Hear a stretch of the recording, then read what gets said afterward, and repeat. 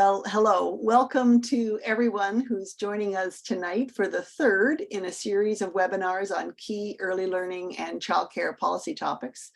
I'm Susan Prentice, part of the organizing group, and I'll be moderating tonight's discussion.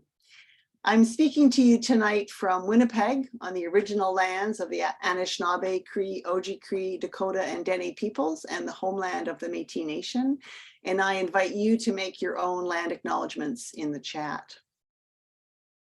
This webinar series has originated with a symposium on childcare policy that was held in Ottawa in June. And that conference was sponsored by a collaborative academic research project with a number of community partners. It's called Reimagining Care Work Policies, and I invite you to visit our website, which is hosted at Brock University. We have held a seminar on the ECE workforce, and we've held a second seminar on Indigenous early learning and childcare. And tonight's focus is on parent affordability. We're live streaming this on Facebook, and we will be posting the recording to the Childcare Now YouTube's channel. Many events have brought us here tonight to be thinking about parent affordability. Perhaps most importantly, Canada's 2021 budget and the very far-reaching federal ambitions of building a Canada-wide system of early learning and childcare. How has the federal government proposed this change? Well, partly by doing what advocates and feminists have been asking the federal government to do for well over half a century, to take leadership and to use federal spending power to convince provincial and territorial governments to meet some specific ELCC objectives. You're probably familiar with some of the key details of the commitment. $30 billion for early learning and childcare over 5 years, starting in 2021, over and above other commitments made in the 2017 budget. A minimum spend of $9.2 billion a year after 25-26. 2.5 of the $30 billion earmarked to support the 2018 Indigenous Early Learning and Childcare Framework developed by the 3 national Indigenous governmental organizations representing Métis, First Nation, and Inuit peoples. However, while money and these developments provide the opportunity to build the childcare system we want, it's just the foundation. We need to understand what's been achieved, what has to be done, what kind of policy is required to build the Canada-wide system of early learning and childcare we need. So we begin with affordability. Tonight, we're turning to this key policy experts and sector leaders to review affordability. And while we're focusing on parent affordability and not necessarily financing of the whole childcare system, no doubt we'll be touching on both aspects. We'll be starting with David McDonald, an economist with the Canadian Centre for Policy Alternatives, followed by Jane Beach, an independent childcare policy and research specialist based in Victoria, BC, followed by our third speaker, Linnell Anderson, a chartered professional accountant and CGA, a researcher and the co-lead of the $10 a day campaign led by the BC Coalition of Childcare Advocates. So I'm moderating our time. Each of our speakers will be speaking for about 10 to 12 minutes. We'll follow it by a Q&A. You can pose questions in the chat. Please do it at any point during the presentations, and I'll be keeping an eye on it. Your mics are on, so I'll be posing your questions to our panelists towards the end. So one more thing, in case you want to follow this again, we'll be sending a link to the YouTube recording to everybody who has registered for tonight's event, so you can watch it again and share it with friends and colleagues. So with that, let us begin. David, we turn to you to lead us off. Well, thanks so much for the invitation to speak to you tonight. Just want to make sure that you can see my screen there adequately. Great.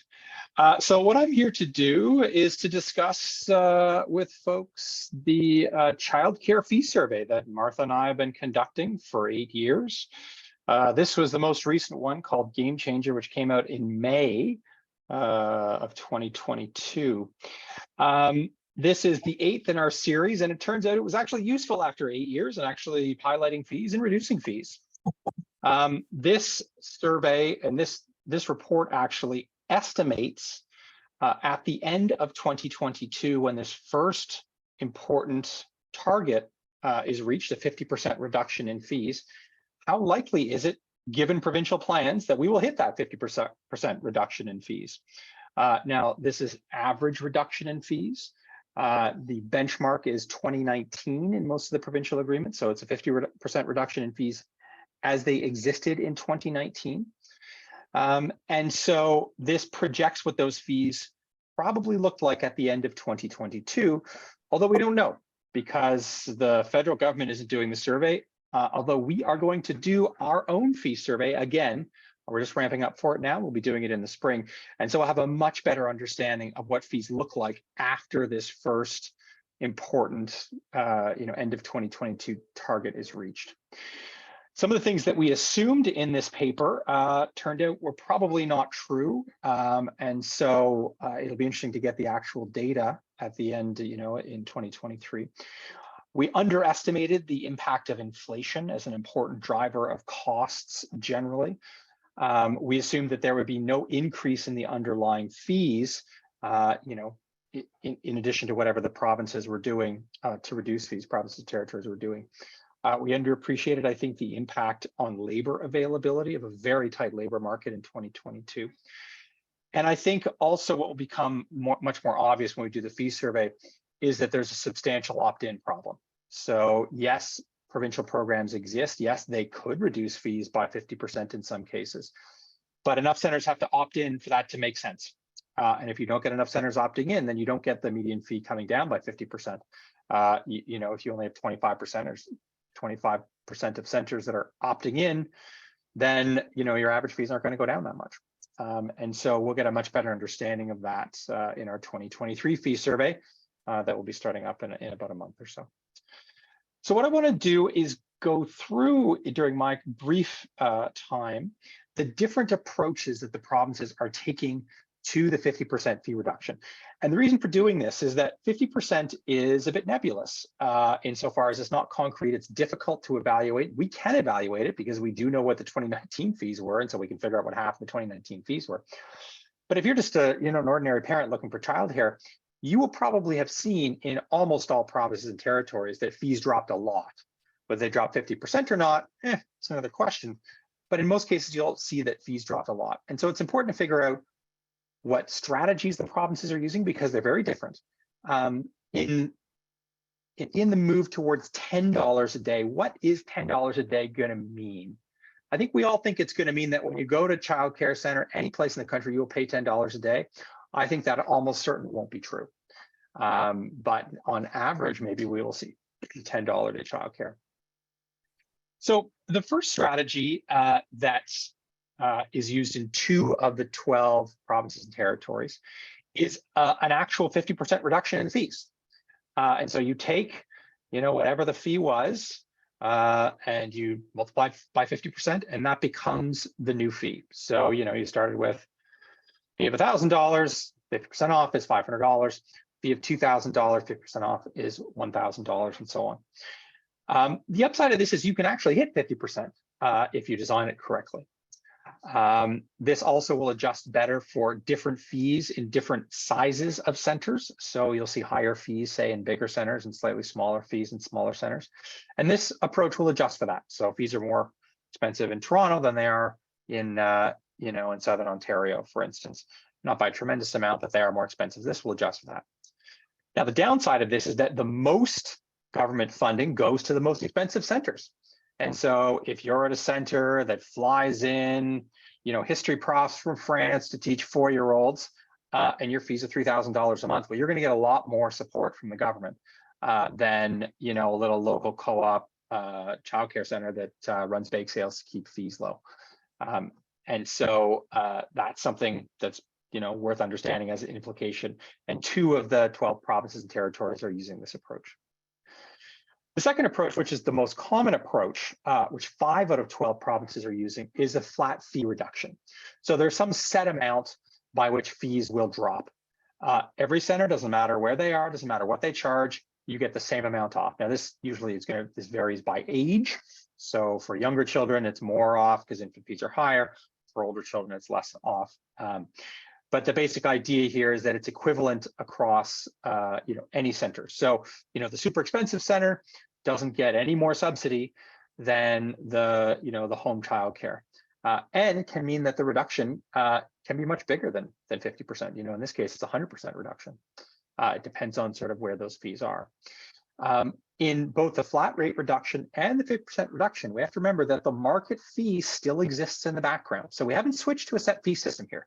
The market fee still exists, and this is some adjustment or reduction to the set fee that continues to exist in the background. You know, it's $1,000 a month or whatever. This fee still exists, and so if the provinces decide they don't want any more of this federal money, or the feds decide to close this program down, you immediately switch back to market fees. Now, the third of the 4 approaches, and this is being used in 4 out of 12 provinces, is you take your provincially set fees and you reduce them. So PEI, for instance, these were the fees in PEI in 2019. By the end of 2022, all fees for all ages will be $20 a day. This is the most transparent and understandable of fee reductions. It's very easy for parents to evaluate whether fees have dropped and how much they have dropped, what percentage they've dropped and how much they've dropped. In this case, we see differential fees for each one of the age groups, moving to a single fee across all age groups, which is something that you'd find in Quebec. And so this means that some age groups are going to be closer to 50% reduction than others. And the fourth approach that is used in 3 out of 12 provinces is that you change the income-based subsidy system. So Manitoba, for instance, is taking this approach entirely. They have set fees of $30 for infants or $20.80 for toddlers and preschoolers. Those remain totally unchanged. So they're not reducing them by 50%, even though they have set fees, and they could do that, like Prince Edward Island's doing that, for instance. Instead, they're setting up a more aggressive income-based subsidy system, so that if you make under 35, family makes under $35,000 a year, you pay only $2 a day. You don't pay $30 a day. And then if you make between 35 and 58, you pay between $2 and whatever the set fee is. The median income for families with children in Winnipeg is well over the threshold for where you might be on the sliding scale and might pay slightly less than the set fees. And so for most families, they will see no change in childcare fees in Manitoba, in Winnipeg. And so here, what the province is doing is saying, well, on average, our fees are going down. So some people are going to pay very little, and a bunch of the other folks are going to pay whatever the fee always was or was before. On average, the fee is going to go down 50%. That's the argument they're making, and we'll evaluate that when we do our fee survey in the coming months. So this is kind of a picture of, in each one of these provinces, what are they doing? And you can see it's quite different. I mean, the approaches are quite different. Now, why this is important is, these are the provincial territorial approaches to an average 50% reduction.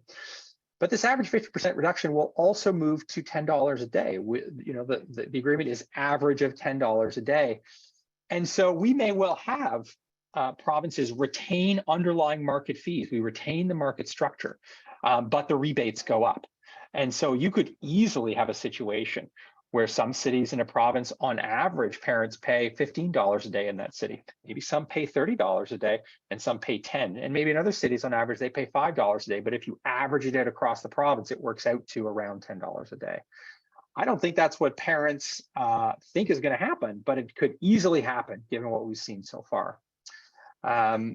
Now, despite all of this, I think it's going to be pretty clear to most parents that fees absolutely have come down by the end of 2022. And so we did projections in the different cities of the, this is the goal. So this is half, this is a 50% reduction. That's kind of the federal goal.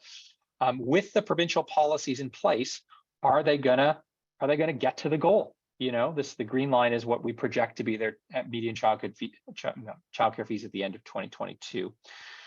So, in some cases like Edmonton, they're not going to get to the goal. The goal is way down here at $400. They'll likely be at about $575. Same thing for Calgary. I mean, the goal, if you wanted a 50% reduction from the 2019 fees, would be about just over $500. They're not going to be anywhere near that. It's going to be more like $700. Alternatively, Oakville, Markham, Toronto will get pretty close to hitting the target. It's just that just because you hit the target doesn't mean it's affordable. Toronto, Oakville, and Markham fees were extremely high to begin with, and even 50% of an extremely high fee is still a high fee.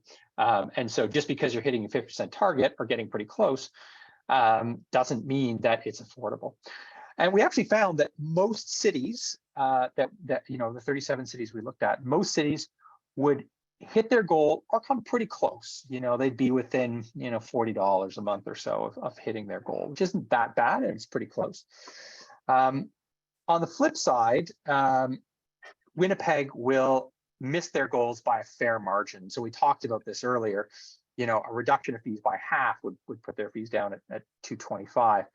They won't. They're not changing the fees at all, except for, you know, income-based subsidies. And so they're going to. This is target. They're going to miss it by a country mile.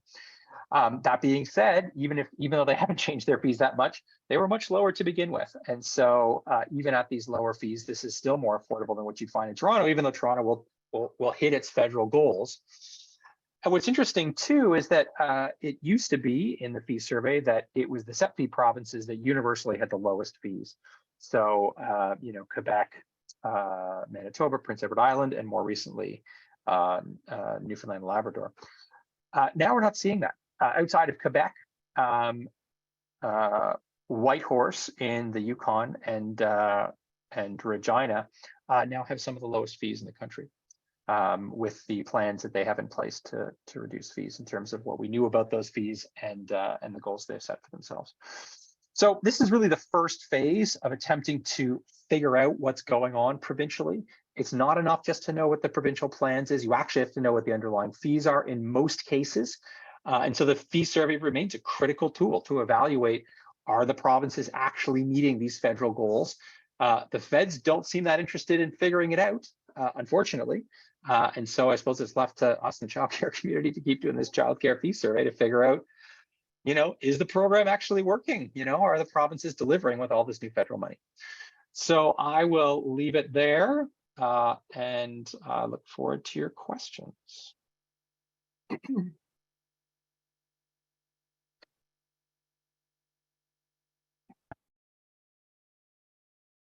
Oh, you're on mute, Susan. And I think you're on mute, Susan. Yeah.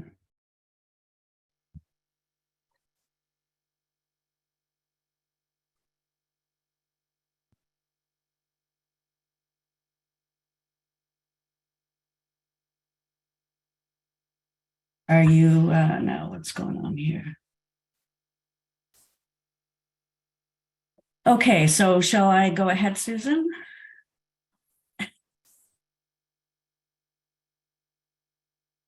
Okay, thanks. Yes, Jane, go ahead. So sorry. I'm just seeing why Susan is muted and working on tech support for that. Okay, well, hello, everybody. I realized as David started speaking that I don't follow instructions very well because I'm viewing affordability a bit more broadly than affordability for parents, even though that's the focus. So in my 10 minutes, I'll be focusing on some general ideas about affordability, some of the policy questions that need to be addressed, and some measures that we might consider if we want to have affordability for parents within an equitable, affordable system. So, as I'm sure you all know, when the government of Canada put all this money into childcare, they announced that what they refer to as a transformative investment to build a Canada-wide system. So it wasn't just about putting more money into bits and pieces of programs. The goal was to transform what we had into a system. And the focus of the first set of action plans has been to increase the affordability for parents and reduce fees by 50% and then to an average of $10 a day. So up to now, in most provinces and territories, centers and homes receive funds through parent fees that may or may not be set by government. And these are primarily market fees, possibly with some limits set if they're opting into fee reduction about how much they can increase those fees. And most of them receive various grants to offset the cost of operating. It may be ongoing, it may be one time. But the type and the nature of how these grants and how the funding flows all has an impact on what parents pay. And it's important to note that in this first round of action plans, most provinces and territories are spending at least 75% of the Canada-wide money on affordability measures, exclusively around parent fees. So parents typically pay fees to their childcare program, and some provinces have tax credits. There's the federal government childcare expense deduction that can reduce taxable income based on the amount that the parents paid up to a maximum. So how parents pay for childcare and what measures there are. So obviously a lot of parents can't afford to pay fees up front to get it reduced later by either a tax credit or a tax deduction. So we tend to think of affordability only as it affects what parents have to pay, but how affordability measures or funding, it affects more than parents. So if fee reduction grants require a particular level of fee reduction, that doesn't address what's affordable for members of the workforce, to enable them to stay in the sector. And how the measures are implemented also has an impact on operators. There's in this piecemeal approach, there's a considerable burden of red tape for operators to track what parents are paying, to record, to report, and their ability to raise wages is really limited if they have no additional funding or funding to deal with inflationary costs of running their program. And of course, all of this has an impact on quality provision for children, and it often determines whether or not children can even access or participate in a program, depending on the eligibility criteria. So there are a number of equity issues that arise as we look at ways that provinces receive this funding. So one overarching consideration in the discussion about affordability is who's childcare actually for? Is it for children where their best interests are prioritized and all children have access to high quality childcare, regardless of what their parents are doing? Or is it at the other end of the spectrum? Is it to serve employers' needs and ensure that there's childcare for every kind of work situation, and then priority is for children of working families? So I think we have to ask, should all children have equal access regardless of where they live or what their parents are doing? Or should there be priorities for special categories of children? For example, should children with additional support needs or children in low-income families, newcomers, or children living in conditions of risk, should they have priority? And if they do, some children in those categories, the programs will need additional funding in order to be able to ensure those children's needs can be met. And then if it is tied to labor force participation, many families who could really benefit from childcare, won't be able to access it at all. And then another sort of question that seems to be popping up a lot lately as provinces are wrestling with how they're going to fund childcare is if there are set fees or a fee reduction, can operators charge for extras? And the range of things that have come forward, food is a big one. And in my humble opinion, food is a huge equity issue in childcare that I think every childcare center should be providing all the food children need during the day. And either if they're charging extra for it, some families can't afford it. If it's not provided, then, some families will have a hard time providing that meal for their children. So other things I've heard, can we charge extra for uniforms? I never realized that some childcare centers actually have uniforms, or if they have yoga or are doing field trips, should they be able to charge extra for that? So those policy decisions will have an impact on affordability, but also equitable access to those programs. So how is affordability defined? I won't read through this, this great long list, but in general, no matter sort of what part of the world you're in, people that have looked at affordability suggest it ranges anywhere from about 3 to about 10% of household income. And in a number of jurisdictions, it's a percentage of that income up to a maximum fee that ranges from a low of, say, I think Sweden probably has the lowest, which is about $195 a month, but that's pretty close to our $10 a day cap. And we do know that in countries that have really robust early learning and childcare systems, they do not use fee subsidies in the same way that we do in Canada.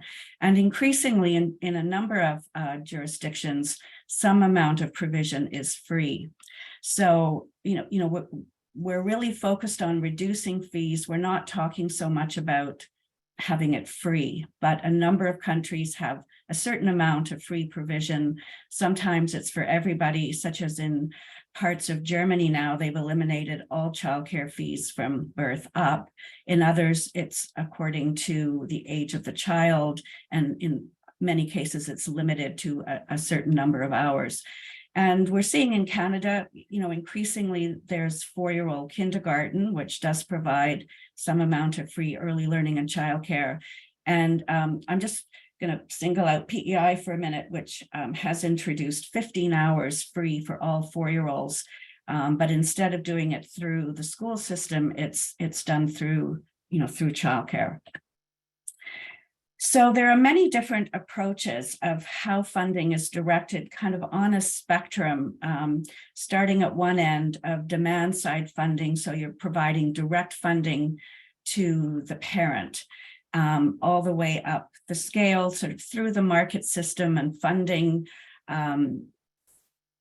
programs within that market system to providing core funding, and then the final end of the spectrum, the example of kindergarten in the school system, where you're not just funding the kindergarten program, but you're funding the whole infrastructure and all the supports around that.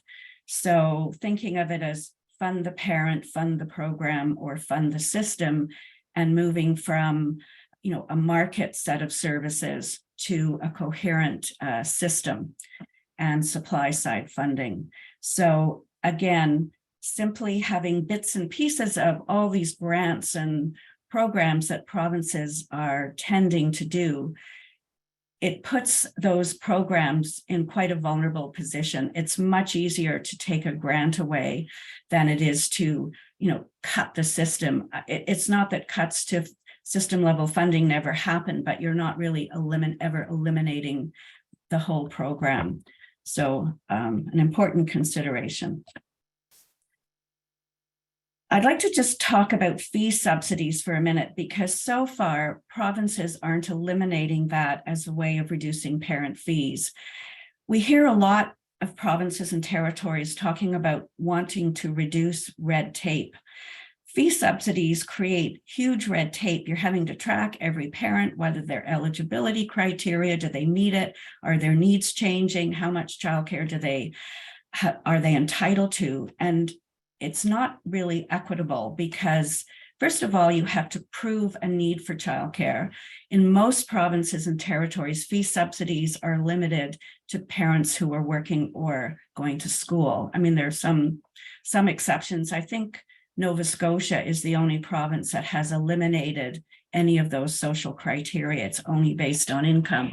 But you also have to prove your income. And just, I realize this is probably very small print on your screen, but it's very intrusive and you have to do it regularly. Are you on social assistance? Do you get alimony or support from an ex-partner? Are you receiving EI? What are your work hours? And often you're only approved for a certain number of hours of care that isn't very helpful for a center or for the parent. So you either have to make up the difference of those hours with additional parent fees, or somehow the center has to eat that because the province isn't providing a full day's worth of subsidy on behalf of that family.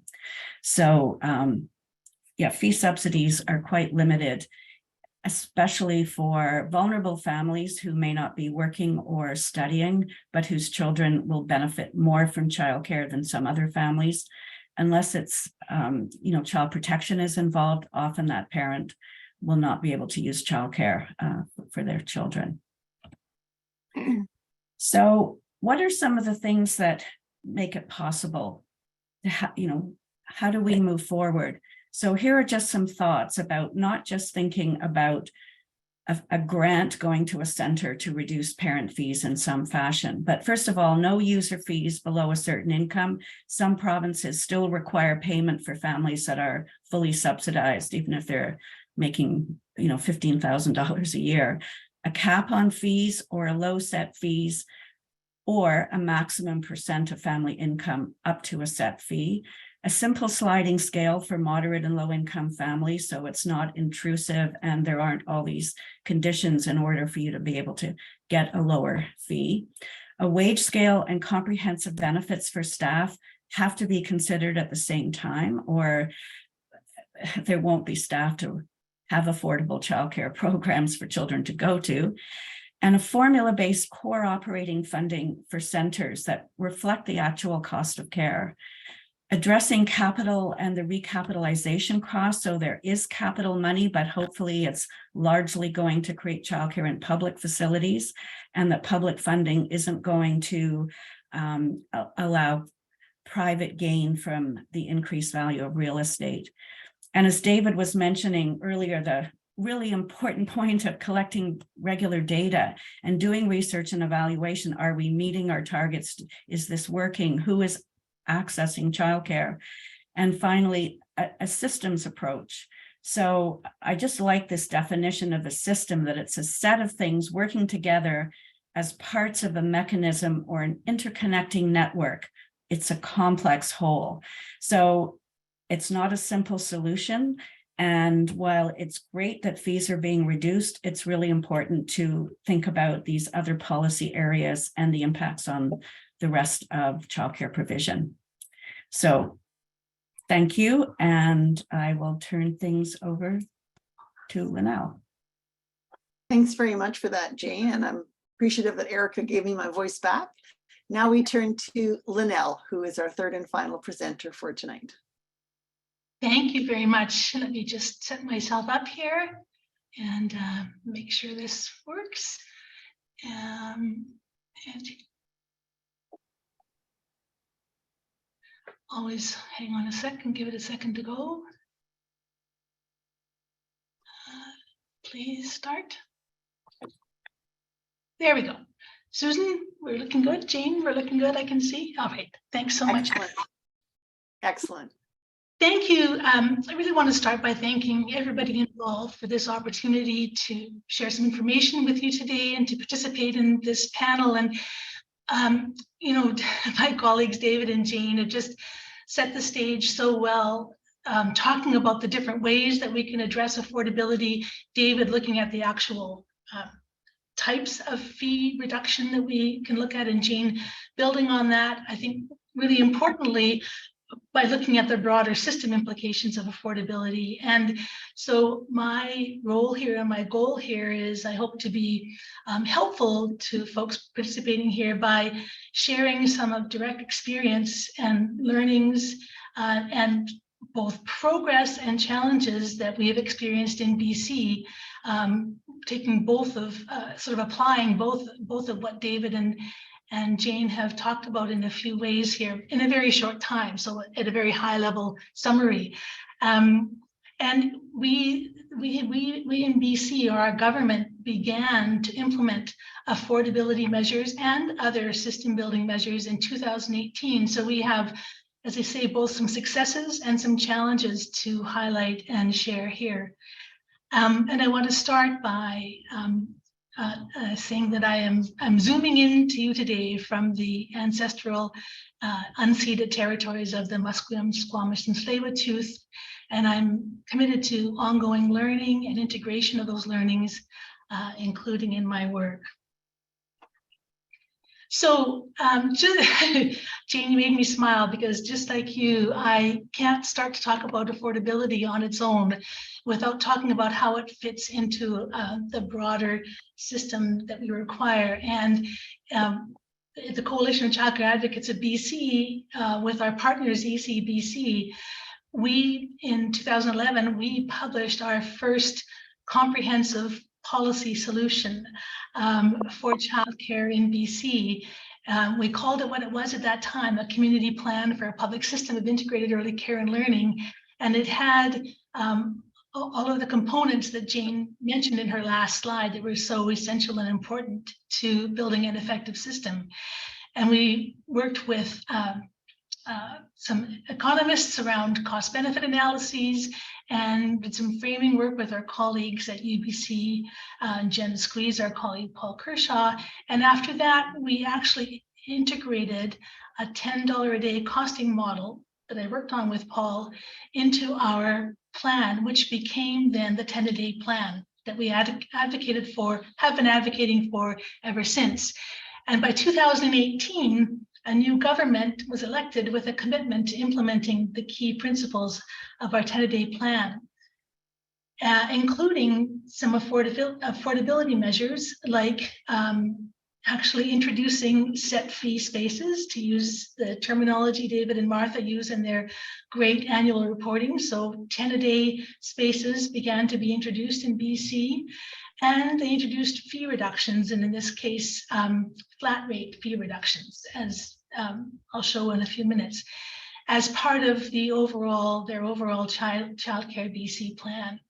Within a few years, we could measure the progress that had been achieved in building the system, but the challenges that we experienced where the progress was undermined by very weak accountability mechanisms for the public funding, which predictably incentivized significant for-profit growth in our province.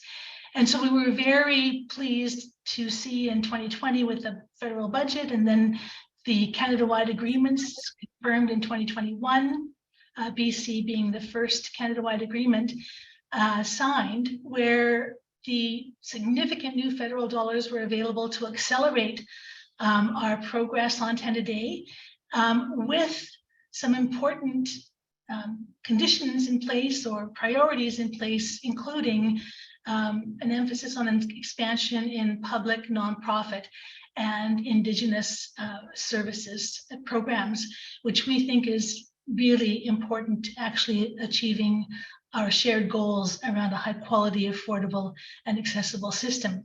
And we think that the underlying issue for us to be addressed across all aspects of the system building is that the work to date, what's happened to date, while we have very measurable progress, we are still in BC, and I think elsewhere in Canada, treating childcare as a market commodity, and we need to move it to a public good. And we need to do so in a way that also advances reconciliation. We are in an UNDRIP context here, in both in Canada, but in BC as well. So that is a really important commitment and requirement for government as we move forward. So that's a bit of a context. Now to some specifics. So I mentioned that in 2018, BC began to implement its Childcare BC plan, including some affordability measures. And in fact, we had 3 affordability measures that are part of the David's presentation. We did increase the subsidies for low-income families, but the 2 that I'm going to focus on, which are more visible and explicit and tracked through the years in Martha and David's fee reports, which is such an incredibly important data. So the 2 measures that I'm going to focus on here are, first of all, the flat rate fee reduction, and secondly, the introduction of the $10 a day sites. And so this slide shows for 2 major cities in BC, Vancouver and its neighbor, Richmond. It shows how the fee rebates and the 10-a-day are playing out, have been playing out since 2018 when they were first introduced. And this example looks specifically at the 3 to 5-year-old programs, which received a $100 rebate in 2018. And you can see both cities, Richmond is yellow, Vancouver is blue. You can see that the fee has gone down in 2018 by the $100. But you can also see that the fees have risen each year after 2018, there have been overall increases, such that by 2021, this benefit to families is eliminated in Vancouver in terms of average fees. And Richmond families are actually paying more on average in 2021 than they were in 2018. So the learnings here are that when we implement fee reductions without strong accountability, which is what happened in BC at that time, and without increasing public funding each year to cover the inevitable increased costs, inflation, and so on, then those fee reductions will be eroded over time. Whereas when we introduce a set fee, in our case, the recommended $10 a day maximum fee with no fees for lower income families, and when we fund those programs based on actual costs and eligible costs, then of course you can see that those fees stay stable over time. But we do see that while there is a similar story for both Vancouver and Richmond, there's also quite a difference as well. So let me just explore the difference between Vancouver and Richmond, because this is important as well. So a little bit of a busy chart here. Let me just say we've got Vancouver on the left and Richmond on the right, and there's 4 data points for each. The light gray is the 2018 average fee in each city. The darker gray is the 221 average fee for all programs. And then we see the 221 fees split between the average fee in the nonprofit programs, which are blue, and the average fee in the for-profit programs in those cities, which are yellow. And the story that is told here is that while both cities started off with similar fees in 2018, and while both cities have the for-profit programs charging much higher fees on average than the nonprofit programs, you can see in Vancouver, in fact, it's almost 60% higher, and in Richmond, it's almost 50% higher. However, the 2021 average fee in Vancouver is pretty much the same as it was in 2018. So yes, the fee reduction has been eroded, but there's been no overall increase in fees. Whereas in Richmond, you can see that the 2021 fee is much higher, the dark gray there. And the question is, why would that be the case? And the answer is that in Vancouver, most of the programs has a very high proportion of nonprofit childcare in Vancouver. Whereas in Richmond, there's a growing through this period. Well, first of all, there's a higher proportion of for-profit childcare in Richmond, and the CCPA fee report identified a rapid growth in for-profit childcare in Richmond. And so what we see is that the proportion of for-profit childcare in Richmond helped to drive up the average price for families in Richmond, whereas the high proportion of nonprofit in Vancouver helped to keep the average price at least stable, not higher for families in Vancouver. And so the learnings here are a reminder to us that the commitment to expand in nonprofit, public, and Indigenous programs is very important. And this is particularly important because the growth in for-profit that we're talking about here is the growth in corporate or international corporate childcare and childcare chains, not in what is traditionally our smaller community-based for-profit childcare providers. And I want to end then by saying that what we think is, oops, what did I do there? Let's try that. Thank you. I want to end with the current, what's currently happening in BC. So as David mentioned, at the end of 22, we had our 50% reduction come in with federal funding. And the original fee reductions that were processed in 2018 were increased substantially. The $100 a month for 3 to 5s up to $545. The infant toddler up to $900 a month. And I really want to pause with that and echo David's comments that this has been a very meaningful and very important and very celebratory change for families, really important. Absolutely, we have much more to do. More families need to benefit. More families need to benefit more. We need more spaces, and we need to also address the educators, the workforce significantly. But this really is important progress to celebrate for families at a time when they are struggling with housing costs, with inflation, etc. And at the same time, this new fee reduction was brought in, thankfully, with tighter accountability, with some lessons learned from the past. So we're having now capped fees on new facilities that come in, very clear, much clearer limits on allowable fee increases from now on. But sometimes people still find a way.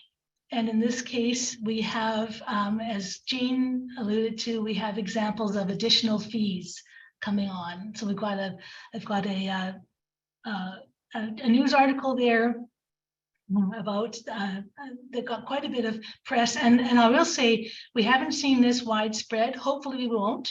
This particular example has got a lot of negative press where a for-profit childcare provider, we've only heard this in for-profit providers, but where they introduced what they called higher fees, $700 a month for extended hours, where the extended hours were starting after 3 o'clock in the afternoon. And the parents pushed back and they changed that to after 5 o'clock. But this is an example of an additional fee being brought on. We're hoping it doesn't become more widespread because it has had negative press.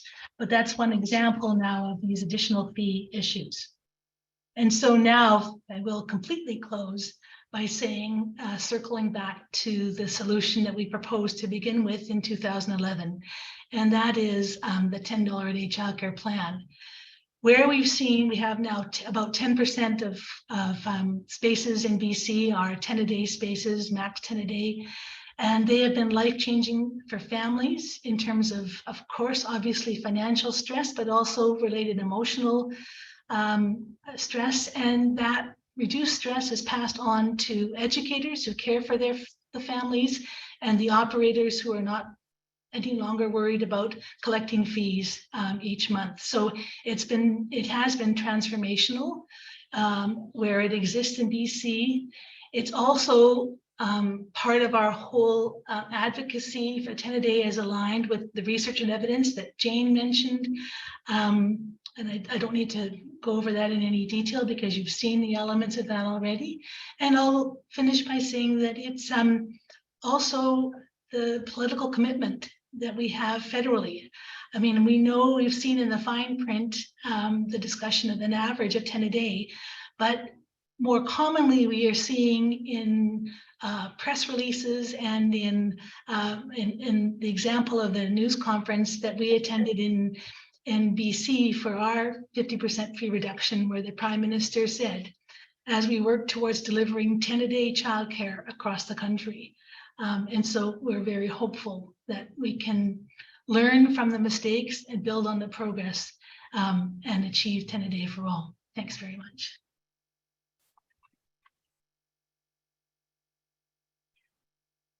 Well, big thanks to all of our panelists for packing a huge amount of information into a very compressed time period and giving us lots of food for thought. We've invited you to put some questions in the chat, and some of you are doing it. We've had a couple of questions that have come in from Facebook. Some of the questions are taking the very big picture, and some of them are taking a small picture. But let me start with one that might get to the heart of it, and it's actually a question for all three panelists. It's from a person who says, I often struggle to explain why we should offer affordable childcare. Why can any of the panelists speak to why affordability for all Canadians is so important? So what makes affordability an important topic? Let's do it in sequence. David, I know we'll lose you in 10 minutes, so why don't we start with you and then take the panelists in the order in which you presented. Okay, well, I'll make the economic argument, which is that it's great for the economy. You know, you ask governors of the Bank of Canada, what's the low-hanging fruit to improve economic growth? What do they say? They say affordable childcare. Well, why do they say that? It's because childcare fees, where they are extraordinarily high, become an impediment to parental participation in the labor force, usually women. Where you have more affordable childcare, you have more women working. This is good for those families insofar as they make more money, but it's also good for the Canadian economy because as more people work, more people buy things, and it's also good for provincial coffers and federal coffers in that they collect income taxes on those amounts that you work. And so the payoffs and investments of childcare in terms of whether it's tax revenue or GDP can be quite substantial. And so there's the economic case. And Jane, if you answered your question, how would you say why affordability matters so much? Well, I guess I would take it from the viewpoint of social equity, that there's nothing like childcare to provide equity to as many, children and family as pretty well any other program. That it helps with social integration. It helps reduce barriers for parents. It helps support the parenting role, and it makes children a priority, which we don't tend to do. We don't tend to think of children's needs and rights as citizens, and giving them access to quality childcare would support that move. And Linnell? Well, I agree with both of those perspectives, and I'll add a gender equity perspective. I really find it fascinating that this question is asked about a program that, we've been working for from a gender equity perspective for decades. And, we don't question why should we have affordable public education. We don't question why do we have free libraries, why do we have fire halls, all of the public services that we have, that we value and that we pay for through progressive taxes, we accept. But when it comes to supporting women to participate in the economy, in the community, by providing childcare, that all of a sudden this question about affordability and why should I pay comes up. And I think it is still tied to patriarchy, and it's a gender equity issue. Okay, well, thank you for that. Let me throw out to you who might want to answer this. There's some fuzziness in many of the public discussions about whether we're talking about $10 a day childcare, as the Prime Minister's last comments indicated, or whether we're talking about an average of a $10 a day cost. What do we make of this messaging muddle? Is it important? David? The agreements say average. So that's what the provinces signed up for. That's what they've agreed to deliver, is average. They didn't sign up to deliver $10 for everyone. And it matters insofar as you could easily have within a city, a big disparity within a city. Some people pay $20, $30 a day, and some people pay nothing. Between cities, maybe big cities pay $20 a day and other cities pay $5 a day, and on average it's 10. I think that just from a communications perspective, it will be terrible if everyone's not paying $10 a day, because they will see that in their minds it will have failed. I mean, this is easy to evaluate. Am I paying $10 a day? Easy to evaluate. 50% reduction in fees based on the 2019 levels, that's very difficult to evaluate. We can do it, but it's hard.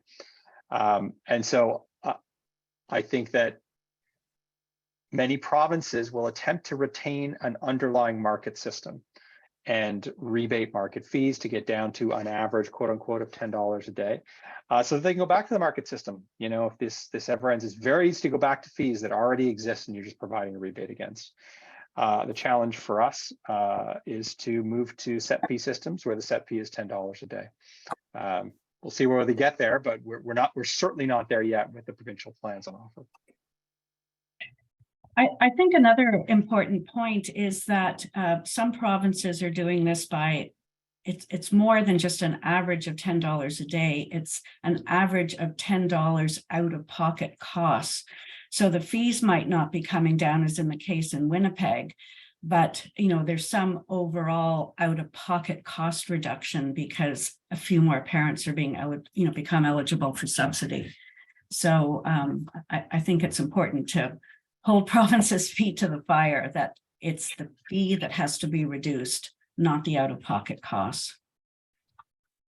And maybe I'll just add, Susan, that, you know, I agree with those points as well. And I understand the technical language that's in the agreements. And it's our job as researchers and advocates to push on this. The language in the agreements, it doesn't have to be final. And there's no reason why it should be. And we know that this average 10-a-day doesn't work from a public perspective, a public understanding perspective, as David is saying. And it is, you know, our experience here is that 10-a-day is now understood in BC to be the goal. And it is the goal that media is holding government accountable for. It is the goal that parents are holding government accountable for. And I think that kind of public accountability and positive pressure is really important.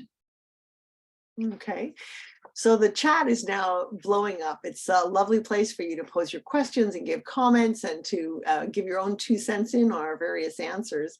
We do have one question. Let me see if I can draw this one out. So David, you had given, you and Martha, your paper talks about the 4 different, roughly the 4 models that are happening across the country. Which one do you think of these is the most equitable, the easiest to implement, and the most easy to implement? Is that also the right one? Is that how would you evaluate these 4 different approaches? Well, easy to implement is very different from most equitable. The easiest to implement is probably a fixed amount of reduction. So everybody across the province gets $100. That's it, period. Whatever the fees were, it's that fee minus $100 is probably the easiest. It's relatively easy to implement. In terms of what's transparent and whether you're seeing fees reduced, I mean, moving to a set fee system that eliminates the market fees altogether and moves to more of a model where operational funding is coming from the government to make up the difference in dealing with inflationary pressures and so on. But parents understand exactly what they are paying, and they will know exactly what they're paying next year, and it's very straightforward. That's by far the most transparent and easy for parents to understand. But that's much harder to implement. So you have to get centers to sign up for that, and the opt-in problem is a big problem. Even on programs where it's a 50% reduction in Ontario, which is nowhere near, going to a full set fee system. It's not clear, whether enough centers will opt in to make, even the Ontario strategy of 50% reduction a viable one in terms of reducing fees. So, I mean, we'll see in 2023, yeah, I mean, as we move to $10 a day, these issues will become much more apparent and transparent to parents. It'll become much more obvious that they're not paying $10 a day or $15 a day. They're paying much more than that. Jane or Lynelle, got a weigh in on that? Only to say that while you're doing that, however easy or difficult it is, you have to also think about the wages of members of the workforce, of the childcare workforce, that this fee reduction is not being done on their backs. Okay. Let me zero in on another question. This comes to us from Chris Smith, who points to these additional fees that some people can tack on to fees. They don't really be counted. It seems from what we're watching as early trends that this is more common in commercial centers than in not-for-profit centers. What are we going to do about if this were healthcare, we'd think about as extra billing. How are we going to manage this, and how do we fit that into a framework of $10 a day, however that is understood? What are we going to do about these extra fees? Oh, David waved his hand first. I mean, the provinces have the power to regulate this if they want to, right? Like, it's a matter of political will. So in Ontario, I mean, this goes back a couple of years, but in Ontario, there used to be wait fee charges or wait list charges. So you had to pay $100 just to get on a wait list at a center, right? It became a big issue. We tracked it one year in the fee survey. It was 10 or 20% of centers were doing this, and it's just an extra income line for them. And the province picked it up and outlawed them. So, I mean, you can set the standards of, the federal agreements with the federal government do not set those standards, but the provinces certainly could. And thankfully, I think that media is on our side in terms of saying, hey, look, wait a second, right? Like, where do these additional fees come from? Let's get the provincial politicians just to outlaw them, because it's certainly within their purview to do that. Jane, you had raised the problem of extra fees tacked on top of them. What are your thoughts on this? Well, my thoughts are that, first of all, there's some very good examples around the world of countries with really robust systems that have a set fee or a maximum fee, and you cannot charge beyond that, no matter what, except for the issue of food, which I think it's good. I think food is one of the most important considerations around equity in childcare, but it is going to be a longer process, as most provinces do not require childcare centers to provide lunch for children. So there aren't kitchens adequate to do that in current facilities. So it's a bit of, but going forward, all new childcare facilities could have kitchens in them, and you should not, if you're charging for food, it would have to be a very, very small amount. But like in Ontario, where it's just a given that you have lunch, you're not paying extra for it. So ban those extra fees. I should note that we just said goodbye to David McDonald, who has had to leave to go on to his next conference. So all the rest of the questions, Jane and Linnell, you'll handle them all. So does this mean that we should also be talking about free childcare? I mean, if we're thinking about either an average or a median fee, will some people actually be paying zero? What does that do to the discussion about affordability? Well, maybe I can jump in on a couple of things and pull them together there, Susan. Welcome Jane to add on to this one too. I mean, first of all, will some people be paying no fees for childcare? In our plan, absolutely. Low-income families would pay no fees. And so we're really talking about a condensed sliding scale here, which is from $0 to $10 a day is the maximum set fee. And I think the reasons for that are clear and obvious around ensuring equitable access for all.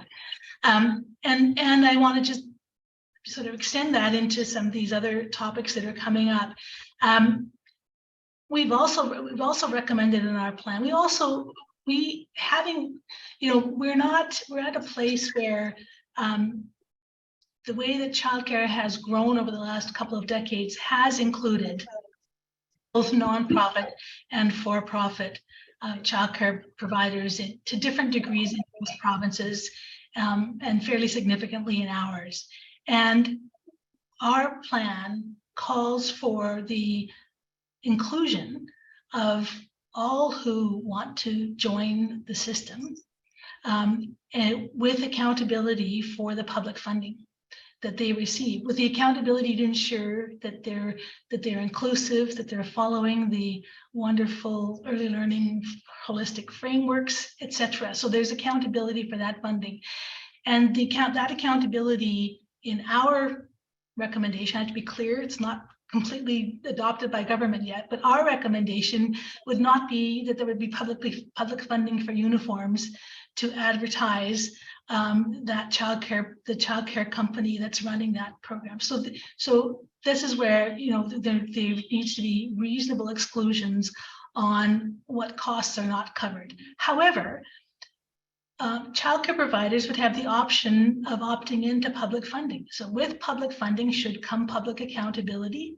for good outcomes for families and children, but they could operate in our plan outside of a publicly funded system and choose to charge whatever they wanted as long as they were licensed, but they would not receive the public funding. And so there is an option for those who want to have something, who want to have, yoga and martial arts or whatever it is that they want to provide.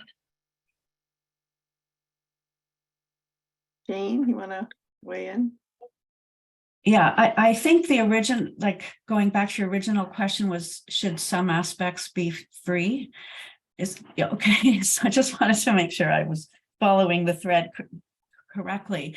It's really interesting that increasingly, before the agreements came into place, that 4-year-old kindergarten was expanding, that full day kindergarten had expanded over the last number of years through the school system. But since programs that are part of the school system are not eligible for federal funding under the agreement, people are looking at all kinds of creative ways of providing that through childcare. I'm not saying, I mean, I think that's one perfectly reasonable way to go, but I don't think we should let the provinces off the hook so easily that all growth and affordability and everything is up to those federal dollars, because, you know, just as we see now that school age fees aren't being reduced in most places, they're staying the same in, you know, in many provinces. Well, they're not part of the agreement, so we can't do it. So it doesn't answer your question of, you know, what should be free, but hopefully increasingly it will become free or almost free, you know, for all ages, not just when you go to school. Well, thanks for that. We've been capturing lots of interest in the chat, and we'll be recording the chat and using it in the future. One of the things a couple of you have noticed is that the next frontier, of course, is expansion. I mean, Linnell, your suggestion that, you know, your parents could choose to be in the publicly funded or the private market only really works if there's meaningful choices available for families. And so one of the next things to think about is how will it be that we create not only affordability for families, but also actual access to services. So I'm happy to say that the next webinar we will offer will look at expansion. We'll tackle the question about how we both expand access to service and expand a labor force to fund this. Because of course, as soon as you start pulling at these threads, their absolute interconnections are very clear. There are some links in the threads that some of you may wish to follow, particularly to BC's $10 a day plan, to Childcare Now, to the Childcare Resource and Research Unit. Thanks to Erica for putting the links in. Earlier to the research project. There's clearly an appetite for talking about childcare policy on a Thursday night, and I'm grateful to you all for joining. This will live on YouTube, and I'll draw this to a close by thanking our panelists once again. Thanks, folks. Good night. Thank you.